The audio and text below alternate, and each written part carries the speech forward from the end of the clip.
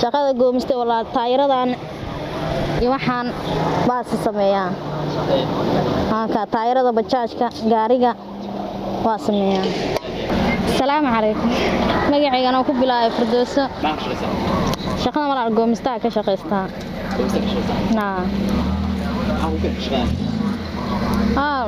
dani duruuf midna ugu laakiin jeclaystina ka shaqeeyo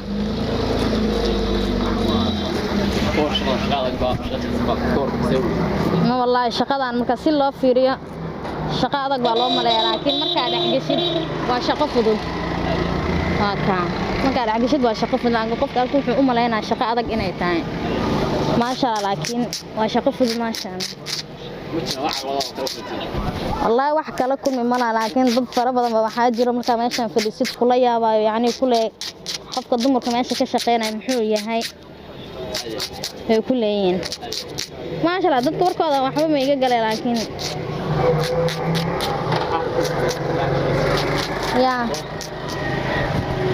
sabab igu ma kalfin wallahi ma iska jeclaystina ka shaqeeyo ya may wax sabab ay igu ma kalfin ana jeclaystina ka shaqeysto shaqada goomista wala taayiradan iyo waxaan baas sameeyaan ka taayirada bajaajka gaariga waa sameeyaan ma sha Allah laakiin shaqa ceeb ma aha ya aniya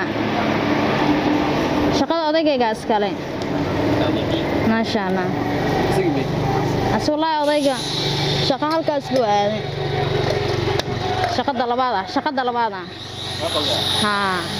ma sha Allah meeshana u sii haya ma sha Allah odayga u furantay meesha laakiin hadda ana u sii joogo oo ugu sii shaqeeyo ma sha Allah markuu yimaadana ka soo heshiis caado u qabsanaa ma wallahi shaqooyin kale aan qabto ma jiraan shaqooyinkan ahayn xaasba ahay meel waa deganay gabar baa haystaa ma sha Allah gabar ma sha Allah isay karto gabadha waa gabar yar oo 4 jir ah guri ma sha Allah gabar walaashay waa ii haysa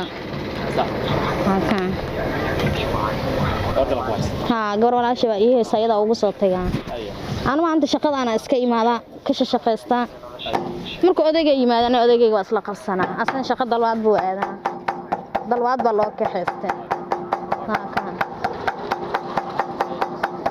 wallahi dumar badan ka shaqeeyo ma aan arkin laakiin dadku waxay u maleeyaan shaqada inay shaqo oo ay tahay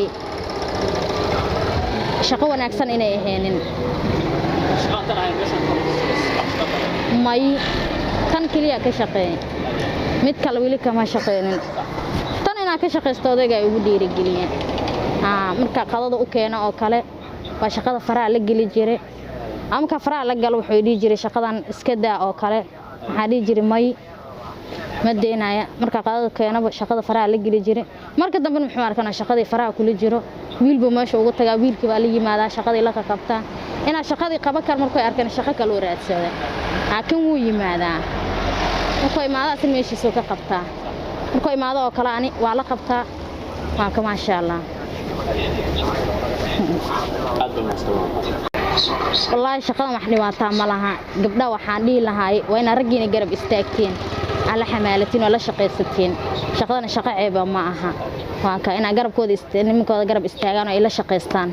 ay dhiirigeliyaan ragooda wixii rag qabtaan dumarkan way qaban karaan haday isku dayaan waa ka gabdha intaas kula tali lahaa inay ragooda garab istaagaan ee la shaqeystaan rag marka la shaqeynaysa dhiirigelin bay ka qaadayaan Soomaaliya ha ka